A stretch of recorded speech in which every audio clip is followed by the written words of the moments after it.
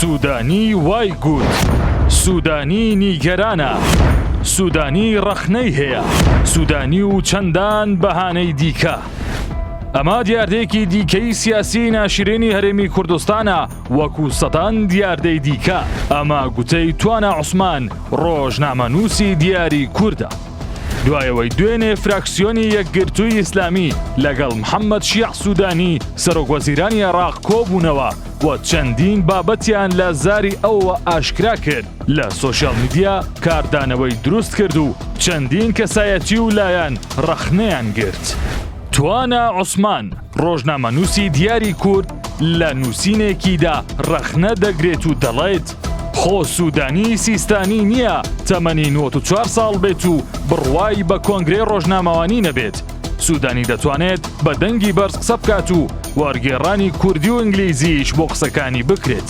ئێوە کە ناتوانن فشاری لێ بکەن ئەم قسانە چییە کە ئێوە دەیکەن لە کاتێکدا ئێمە دڵنیانین ئێوە لە کۆبوونەوە داخراوەکان چی دەڵێت. لە بەشێکی تری قسەکانیدا توانە عوسمان دەڵێت ئەم تەرجومە شێخ لوقمانیەی وەفدی کوردی بابەز بێت، چونکە ئێمە ڕای سودانیمان ناوێت و معلومە ئێمە کردداری سودانی دەبینین کە ڕاگررتنی موچەیە و ئەگەر سودانی ڕاست دەکات بابێت بە دەمی خۆی ڕاستیەکان بە خەڵکی بڵێت. فراکسیۆنی پارتی لە پەرلەمانی عێراق لەسەر ئەم قسانەی فراکسیۆنی یەکگرتوو هاتە دەنگ و لە ڕاگەیەندراوێکدا دەڵێت زۆر جار پەرلەمانتارە کوردەکان ڕۆڵی پارێزەر بۆ حکوومەتی عێراق دەبینن لە بریەوەی وەکو نوێنەری خەڵکی کوردستان دژی ستەمەکانی حکوومەتی فیدڕاڵ بوەستنەوە.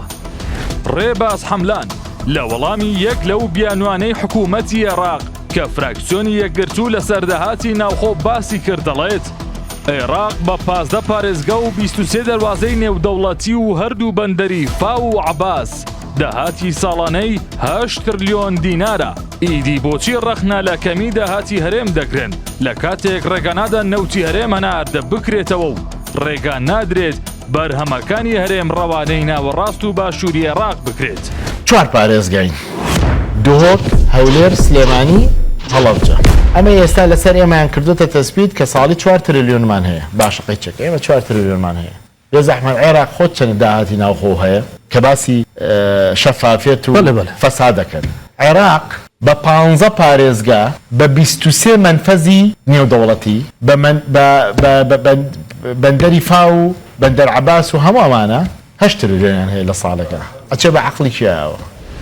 هەر خودی موسەنە ئەمین پێشتر حکوومەتی عێراقی بە گەندەڵ ناو دەبرد و دەیگوت چەندین ساڵە جەرگمان دەسووتێنن دەڵێن حکوومەتی هەرێم هەڵوەشێننەوە و تەوبە بکەن اینجا معاشتان بۆ دەنێرین ئامادەنین امتیازات بە حکوومەتی هەرێم و هاوڵاتیان بدەن ئەوانە دەیانەوێت چاوشۆڕمان بکەن دەگا لە کورد بن و زەبوونمان بکەن.